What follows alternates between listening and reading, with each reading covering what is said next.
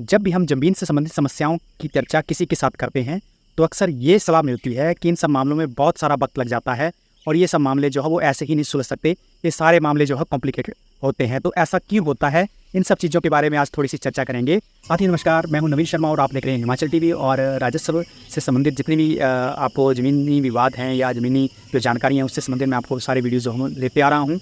और इस तरह की जानकारी जो है कोई ही आपके पास इस प्लेटफॉर्म के ऊपर लेके आता है। तो आशा है आपको जो है मेरे द्वारा दी गई जानकारी पसंद आ रही होगी। तो चलिए आज के कुछ टॉपिक्स हैं उनको शुरू करते हैं।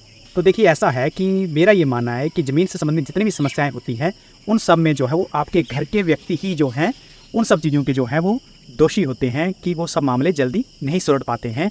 तो देखिए, उन सब चीज़ों में अगर आप देखें कि माना अगर 4 भाई हैं और 4 भाइयों ने किसी तरह का कोई रेवेन्यू से संबंधित कोई मामला अगर किसी कोर्ट में चलाना है, तो उसमें से अगर 3 राज़ी हो जाते हैं और 1 राज़ी नहीं है, तो वहीं से जो है समस्या का जो है उत्पन्न होना शुरू हो जाता है। और उन सब चीज़ों में वो व्यक्ति जो है वो अक्सर ना तो कोर्ट के मामलों में जो है वो अच्छे से एक्टिविटी या पार्ट ले पाएगा। और ये उसकी ये आर्थिक इच्छा भी हो सकती है या ये व्यक्तिगत कोई उसकी अपनी मंशा भी हो सकती है। बट इन सब चीज़ों में मैं नहीं पढ़ता हूँ, लेकिन मेरा ये मानना है कि अगर सभी चाहें तो सारी समस्या का जो समाधान है सभी हिस्सेदारों की मंजूरी के थ्रू जो है वो जल्दी हो सकता है। लेकिन ये सब चीज़ें नहीं हो पाती हैं।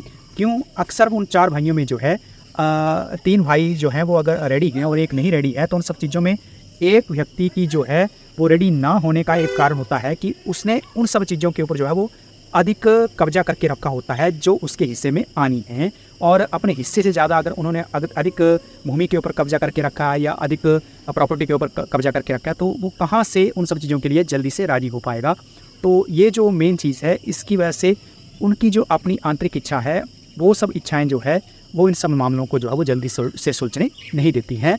और मेरा ये मानना है कि जब भी अगर ये समस्या उत्पन्न होती है तो सभी को एकजुट बैठकर जो है वो उनको ये समझाना चाहिए कि देखिए, ये जो समस्या है ये अगर हम इस पीढ़ी में सुलझा रहे हैं तो बहुत अच्छा है, लेकिन अगर ये समस्या इस पीढ़ी में ना सुलझाएगी तो आने वाले समय में ये जो है ये एक नासूर बन के उभरेगी उन सभी संतानों के बीच में जो आपकी होने वाली हैं। और उनमें जो है ये आने वाले समय में एक बहुत बड़ा एक रिश्तों के बीच में खटास और एक तकरार जो है वो पैदा करेगी। अक्सर आप बात ये सोचें कि जब भी हमारे पास कोई ज़मीनी मामला फंसता है तो उन सब चीज़ों में हम अक्सर अपने पूर्वजों को दोष देते हैं कि काश वो ये सब कर गए होते तो आज हमारे साथ ये लड़ाई झगड़े उत्पन्न नहीं होते। पिताजी या दादाजी इन सब चीज़ों को करके सुलझा जाते तो आज पड़ोसियों के साथ हमारे अच्छे रिलेशन होने थे। हमें कहाँ इन कोर्ट कचहरियों में जो है वो चक्कर लगाना पड़ रहा है। अगर वो सारी चीज़ें करके गए होते तो आज ये कोई भी समस्या उत्पन्न नहीं होनी थी। तो ये जो बातें हम अपने पूर्वजों के बारे में आज कह रहे हैं, ये आने वाले समय में हमारी नस्लें कहा करेंगी। इसलिए सभी से ये हाथ जोड़कर मेरी विनती है कि जिनका भी कोई ज़मीन से संबंधित मामला है तो उनको जो है वो प्राइमरी तौर पर निपटाने की कोशिश अपने घर में बैठकर ही कर लें। और अगर ज़मीन और जायदाद से संबंधित कोई प्रश्न उठता है, अगर उसके बंटवारे से संबंधित कोई प्रश्न उठता है, तो आपसी सूझबूझ में सभी बैठकर जो है उसका जो है एक प्लानिंग करके जो है उसको एक खानगी तकसीम के थ्रू जो है उसको बंटवारे के रूप में जो है उसको प्रेषित करें, ताकि विवाद को भी उस सारे बंटवारे में कोई भी समस्या ना आ पाए। एक बहुत प्राचीन समय में एक बात होती थी जिसमें सारे जो परिवार के सदस्य थे, एक गांव वाले जो सूख या पंचायत जो होती है उसके सामने जो वो भाई बांट कर लेते थे। उस भाई बांट को ही जो है वो कागज़ों के ऊपर नहीं चढ़ाया जाता था, जो आज की डेट में भी बहुत सारे मामलातों में जो है वो एक प्रॉब्लम बना हुआ है। अगर उन सब चीज़ों को अगर कागज़ों के ऊपर चढ़ा दिया जाता तो वो सारी चीज़ें जो है वो आज समस्या पैदा नहीं करने वाली थी। लेकिन आज की डेट में अगर खानगी तकसीम हमारे पास ऑप्शन है तो उन सब चीज़ों में खानगी तकसीम की तरफ अग्रसर होकर हमें जो है आपसी भाई बांट करके जो है उसको एक नियमित जो अपना जो एक कागजी स्वरूप है तकसीम का उसके ऊपर उसमें अपने अपने हिस्से अलग अलग करवा लेने चाहिए।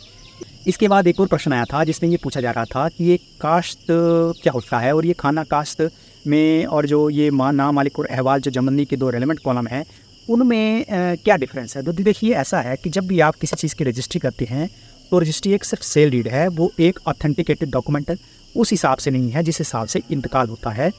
रजिस्ट्री करने के बाद इंतकाल होना बड़ा ज़रूरी है। जब इंतकाल होता है तो रेवेन्यू के जो रिकॉर्ड्स ऑफ राइट्स होते हैं उसमें ही सारी एंट्री जो है आपकी मालिकों के तौर पर हो जाती हैं। रजिस्ट्री में सिर्फ आपने भूमि का क्रय विक्रय किया है, उसको जो आप राजस्व के तौर पर जब आप लेकर आएंगे तो उन सब चीज़ों में जो है वो इंतकाल का एक बड़ा रोल है। और जब आपका इंतकाल हो जाता है तो उसमें आप फिर नाम मालिक वाले जो एक कॉलम होता है या खाना होता है उसमें आपकी एंट्री हो जाती है। लेकिन जो ये खाना काश्त का कॉलम है, इसमें ये है कि उस पर्टिकुलर जो लैंड है, जो खसरा नंबर है, उसको बीज कौन रहा है, उसके ऊपर खेती कौन कर रहा है। तो उसमें अगर आपने देखा होगा तो वहाँ पे जैसे कई बार लिखा होता है काश्त और कब्जा समय, यानी कि जो पर्टिकुलर मालिक हैं वही उस चीज़ को की खेती कर रहे हैं। और कई जगह पे जो है वो जो नामालिक अहवाल हैं उसके अलावा जो अन्य व्यक्तियों की जो है उसमें एंट्री होती है। वो एंट्री किस हिसाब से है, वो लीगल है कि नहीं है, वो मौरूसी है या गैर मौरूसी है, उसको हटाया जा सकता है या चैलेंज किया जा सकता है, वो सब कोर्ट के दिन बातें हैं। उन सब चीज़ों में जो है वो अलग से कागजात देखे जाते हैं। तो ये सब चीज़ें हैं।